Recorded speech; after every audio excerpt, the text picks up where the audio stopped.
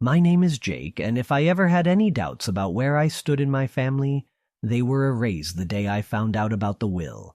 It wasn't even some dramatic sit-down moment where my parents dropped the news themselves. I found out entirely by accident, by sheer dumb luck. It happened a few months ago when I was at their house, the same house I had been helping them pay for over the past 5 years. The mortgage, the occasional grocery runs, even fixing things around the place. I was the one keeping it all together, while my brother Eric did absolutely nothing. And when I say nothing, I mean nothing.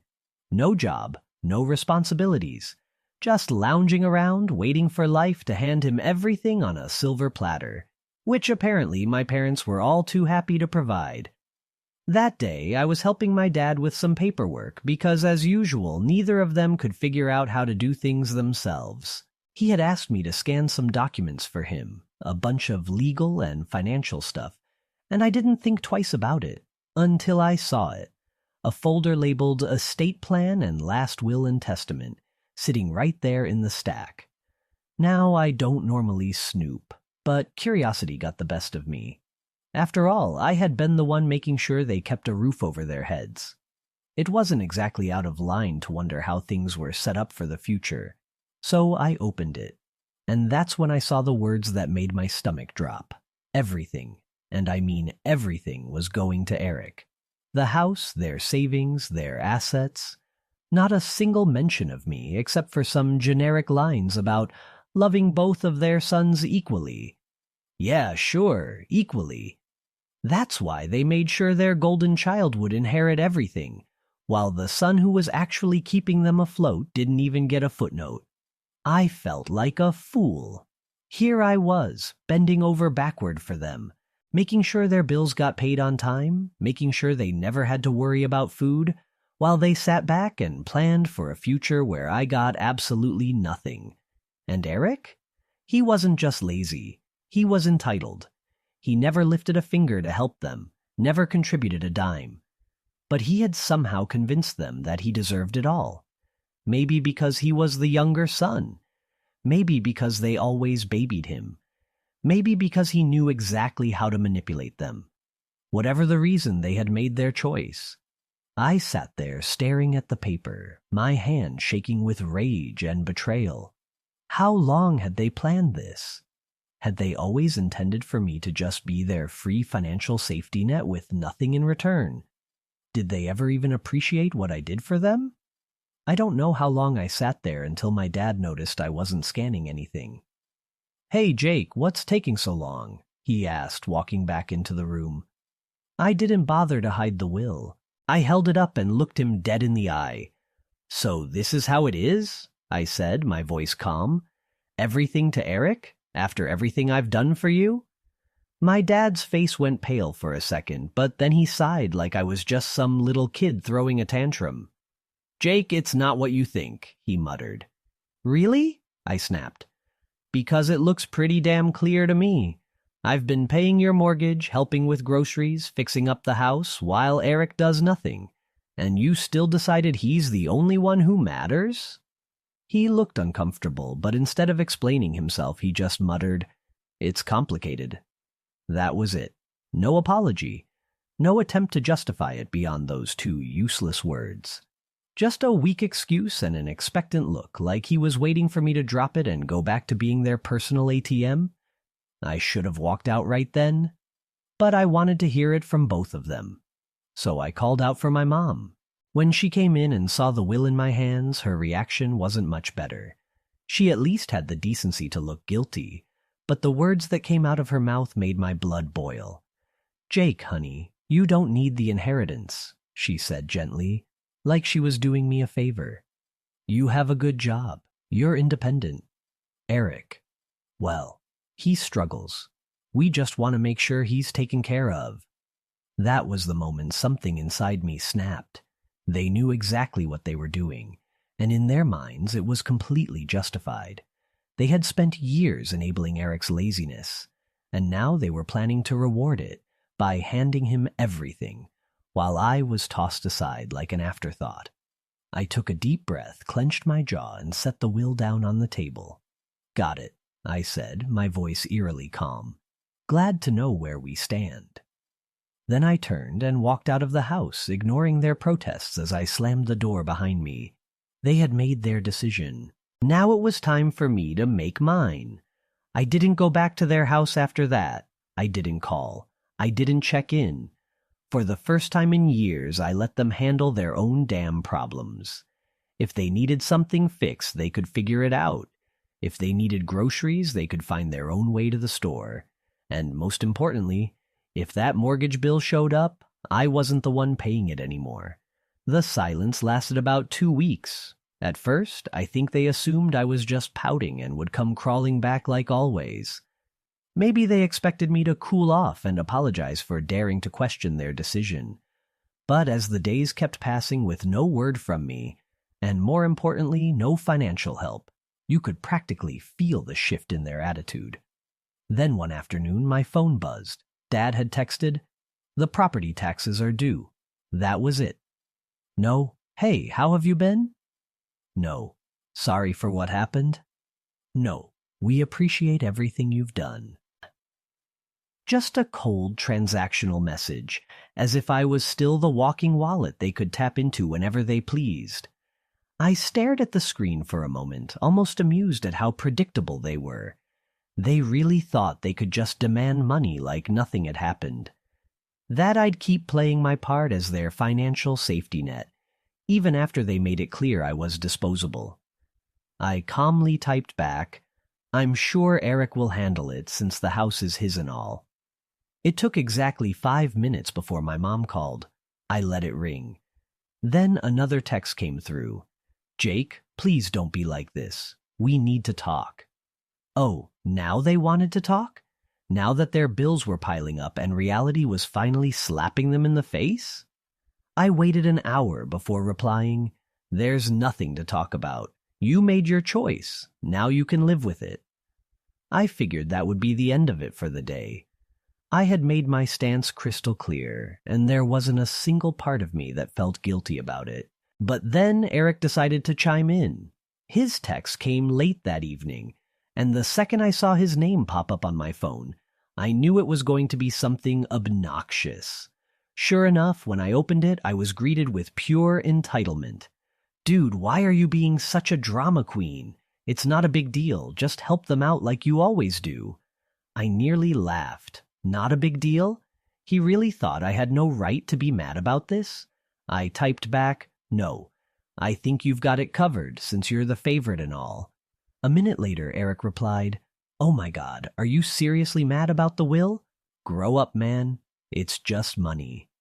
Oh, now it's just money, I thought. The hypocrisy was astounding. When it was his to inherit, suddenly it wasn't a big deal. I shot back, "Then you won't mind using some of that money to pay for the mortgage, right?" Silence. A few minutes later, my mom texted again, this time going full guilt trip mode. "Jake, we're your parents. Family takes care of each other.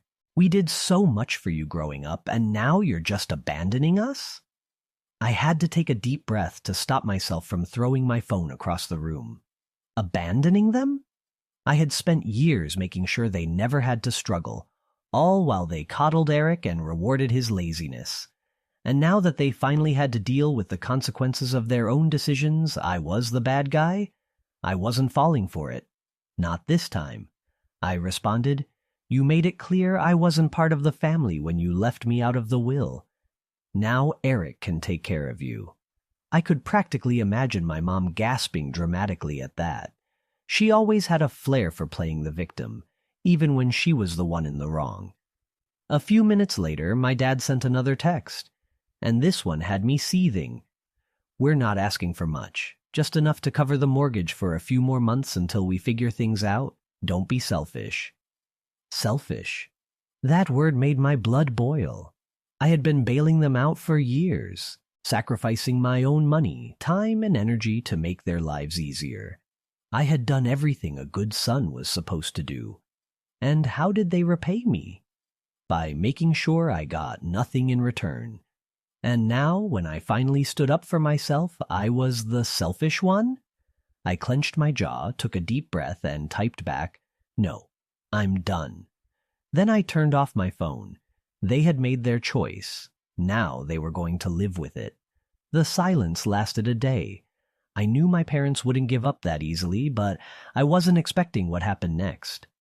The next morning, I woke up to a notification on my phone, a bank transfer request. I frowned, unlocking my phone to check. It was from my mom. She had actually sent me a request for money, like I was some kind of ATM. The amount? $3,500. I stared at it in disbelief, half laughing at the audacity. No message, no explanation. Just a cold, shameless demand for the exact amount they needed to cover their overdue mortgage. They weren't even asking anymore. They were just assuming I'd cave. I declined it without hesitation. Not even 5 minutes later, my phone rang. It was Mom. I let it ring. Then came another text. "Jake, I know you saw the request.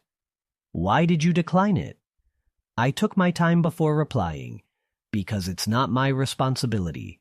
Try Eric. Another call. Declined. Another text. "Jake, we're going to lose the house if you don't help us." Oh, now it was an emergency? After all those years of treating me like a walking wallet, now they were finally facing the consequences. I typed back, "Maybe you should have thought about that before deciding I didn't matter." A few seconds later, Dad chimed in, "You're really going to let your parents become homeless?" That one actually made me laugh out loud. The manipulation was so blatant it was almost funny. They weren't broke. They weren't about to be thrown on the streets.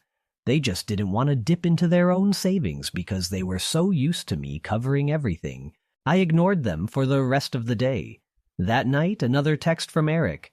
"Dude, just send them the money already. You're making this a bigger deal than it is." I clenched my jaw.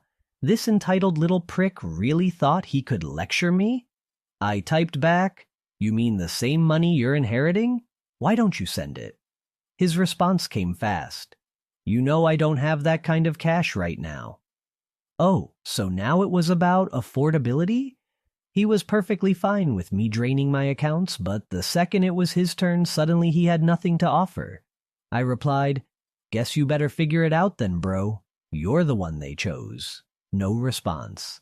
I went to bed feeling oddly at peace, like I had finally broken free from years of manipulation. But the next day, things escalated again. I was at work when I got a call from my apartment's front desk. "Hey, Jake, your parents are here." I nearly dropped my phone. "What?" The receptionist hesitated. "They're saying it's an emergency and that you won't answer their calls." Oh my God. They had actually shown up at my apartment, just because I stopped paying their bills. I took a deep breath, pinching the bridge of my nose. Please don't let them up. I'm not expecting them. There was an awkward pause. They're being kind of pushy. I clenched my jaw. I don't care. They can leave. I hung up and immediately got a text from Mom. "We're downstairs. Open the door. No question. No explanation. Just another demand." I didn't reply. Another text. "Jake, we're not leaving until you talk to us." I exhaled sharply, standing up from my desk. They weren't going to back down. Fine. I was about to teach them a lesson they wouldn't forget. I grabbed my keys and stormed downstairs, my blood boiling. I wasn't scared. I was furious. The sheer audacity of these people, showing up at my home uninvited, demanding money like I was their personal ATM. Not even a phone call first. Not even a half-hearted apology. Just a full-on ambush. I yanked the door open, and there they were. Mom, Dad, and of course Eric. All standing in a tight little formation, like they were about to stage a family intervention. Mom had her arms crossed, her classic disappointed mother look locked and loaded. Dad stood stiff, hands in his pockets, his expression a mix of frustration and entitlement, like he couldn't believe he had to do this in person. And Eric, the little leech, had the nerve to look bored, like this whole situation was just mildly inconvenient for him, like he wasn't the reason any of this was happening. The moment Mom saw me, she went full theatrics. "Jake, finally. We need to talk." I leaned against the doorframe, arms crossed. "Number, you need to leave." She blinked as if she couldn't even comprehend what I had just said. "Excuse me?" "You heard me," I said, my voice calm, controlled, but firm. "You don't get to just show up at my apartment demanding money? That's insane." Dad scoffed sharply. "Are you really going to let us lose the house over a petty grudge?" I let out a cold laugh. "Petty grudge? Oh, you mean the one where you decided I was good enough to pay your bills, but not good enough to be in your will? That grudge?" Mom gasped, clutching her chest like I'd just slapped her. "Jake, that's not fair. We only did what we thought was best for the family." I tilted my head. "Best for the family? You mean best for Eric? Just say it." Silence. A heavy, suffocating silence. Eric, who had been quiet until now, finally spoke. "Look, man, I don't even want to be involved in this. I didn't ask for anything." I turned to him, finally letting loose. "Number, you just sit back and take everything that's handed to you." "You're 28 years old, Eric. Get a damn job." His face turned red. "Dude, what the hell?" "You heard me," I said, stepping closer. "You want to inherit the house? Start acting like a homeowner. You want to be the golden child? Start paying their bills. I'm done being your personal bank." Eric looked away, suddenly very interested in the pavement. Mom took a deep breath, recalibrating her guilt trip. "Jake, he's your brother." I nodded. "Yep, and I've supported him longer than you ever have." Dad's face darkened. "You're being selfish." I laughed, a real, genuine laugh. "Oh, that's rich coming from you. You two decided Eric deserved everything, and I deserved nothing. And now that it's time to pay the price for that choice, you're trying to manipulate me into fixing it for you. Not happening." Mom's voice sharpened. "We thought you'd be mature about this." I raised an eyebrow. "Mature? You mean quietly accept that I was betrayed and keep paying your bills? Because let's be real, that's what you wanted." Dad stepped forward, trying to loom over me like he used to when I was a kid. "Jake, we raised you. We fed you, clothed you, gave you everything. The least you can do is help us now." I looked him dead in the eye. "I already did, for years, and you repaid me by cutting me out." Mom's lip trembled. "We thought you'd understand." I shook my head slowly. "Oh, I understand perfectly.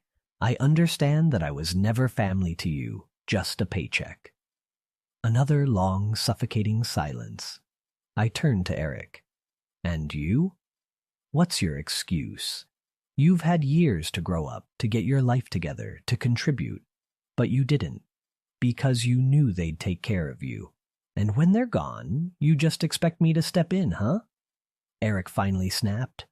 "What do you want me to say, man? I didn't ask for this." I nodded slowly. "Right. You didn't ask. You just benefited." His mouth opened, then closed.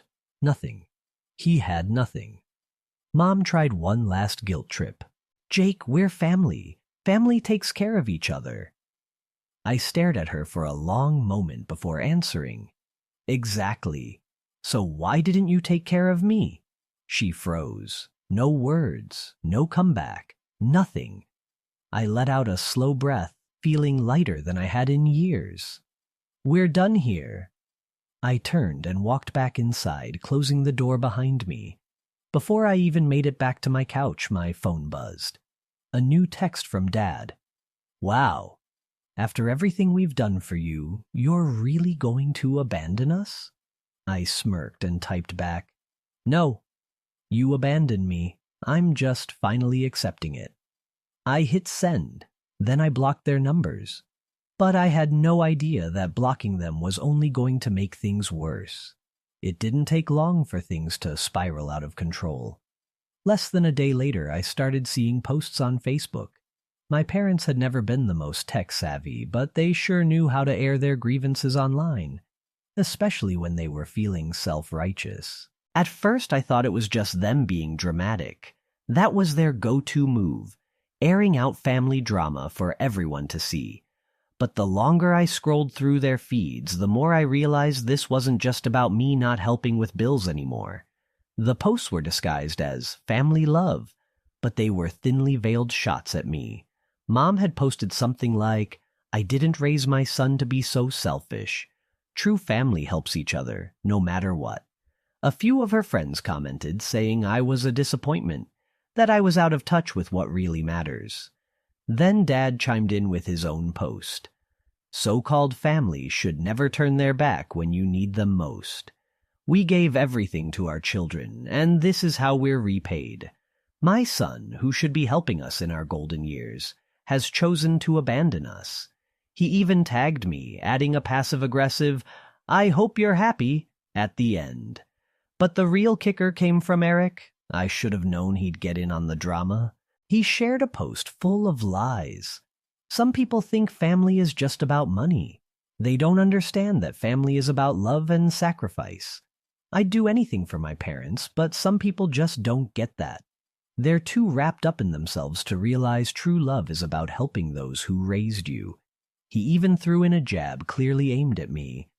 I wish some people could learn what it really means to be family. I love my parents and I'm grateful for everything they've done. That was my breaking point. I stared at the screen in disbelief. They had turned this entire situation around, made me the villain, the selfish son who refused to support his sacrificial parents, the son who didn't appreciate all the love they gave. How could they? I had always been the one who worked hard, contributed, and never complained. And yet, somehow, they had convinced themselves that they were in the right. And now they were telling everyone I was the problem. I didn't want to react immediately. I stepped back, collected my thoughts, and waited for a few hours. I didn't want to post something out of pure anger. But the more I thought about it, the more I realized I couldn't let them get away with this. If they were going to drag my name through the mud, I was going to set the record straight. So I pulled out my phone, opened my Facebook, and started typing. I wasn't interested in being petty or playing their game. I just wanted to tell the truth. Here's what I wrote. "I know I've been quiet for the past couple of days, but I can't stay quiet any longer. My family has been sharing things online about me that are simply not true. They've portrayed me as the villain, the selfish one who refuses to help his parents. I'm here to set the record straight. I've always helped my family. From the moment I got a job, I've been the one helping with bills, paying for groceries, and supporting them in every way I could. But there comes a point where you can't keep giving without being respected. Over the years, I've watched my parents favor Eric, giving him everything, the house, the money, the attention. Meanwhile, I was expected to keep giving, without ever being considered equal. When I found out they left everything to Eric in their will, I realized how one-sided this relationship had been. They didn't even consider me, not even for a moment. They made it clear I was just the one they could count on when things got rough, but never the one they actually wanted around unless it was convenient. For years, I funded their lifestyle. I paid for vacations, chipped in for bills, even covered taxes. And for what? To be treated like a backup plan? I'm done. I'm not just some wallet they can pull money from whenever they need it. I'm a human being. I deserve respect. As for Eric, he's 28 years old. He's never worked a day in his life, never taken responsibility. My parents enabled him for so long that it's no surprise he's their favorite. But he's had plenty of time to get his life together. Now it's time for him to stand on his own. Family should be a two-way street. I've given enough for a lifetime, and I won't apologize for taking a step back. This isn't me turning my back on family. This is me finally choosing myself. And to my parents, I wish you the best. But I'm done being your doormat. I hit post, and instantly I felt relief. The reactions were instant. Some people I hadn't spoken to in years came forward to express their support. A few of my cousins, some friends of my parents, even distant relatives liked the post and sent me private messages. telling me they were sorry for what I had been through. It felt freeing, like a weight lifting off my shoulders. For the first time, the truth was finally out there. I wasn't buried under guilt trips and manipulative behavior anymore. But then came the backlash. My parents and Eric went ballistic. Eric messaged me, "You're a traitor. You really had to air all our business out like this? You have no respect for family." Dad called me, practically yelling into the phone, "You've ruined everything, Jake. You'll regret this. You'll regret cutting us off. You'll regret turning your back on your own family." But I didn't regret it. Not for a second. I blocked them all. Every number. Every account. I was done. And for the first time in my life, I was free. Free from the toxic grip they'd had on me for so long. As the days passed, I could feel the weight lifting. I was no longer the one who had to sacrifice. No longer the one expected to fix everyone else's problems. Now I finally had the freedom to live my own life on my terms. So no, I don't feel bad for cutting them off. I deserve better. I still do. And from now on, I'm choosing to surround myself with people who appreciate me for who I am, not for what I can give them. It's time for me to move forward, for good, and I will.